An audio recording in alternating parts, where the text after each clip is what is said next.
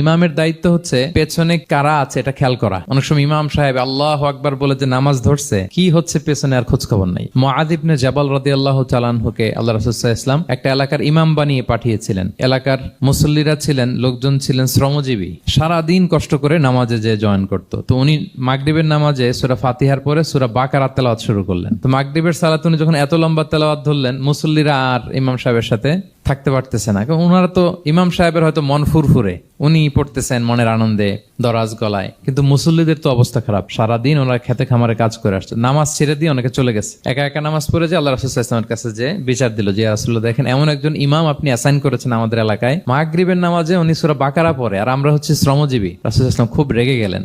মুআয ইবনে জাবালকে ডেকে বললেন, তুমি কি সমাজে ফিতনা ছড়াচ্ছ? তুমি জানো না এরা কারা? তোমার কি সূরা ওয়াদ-দুহা ওয়াল-লাইলি ইযা সাজা মুখস্থ নাই? তোমার কি ওয়াশ-শামসি ওয়া-দুহাহা এটা মুখস্থ নাই? তোমার কি সাব্বিহিসমা রাব্বিকাল আ'লা এই সূরাগুলো তোমার জানা নাই? উনি বললেন জানা আছে। তো এগুলো রেখে দিয়ে মাগরিবের নামাজে কেন সূরা বাকারা ধরলা?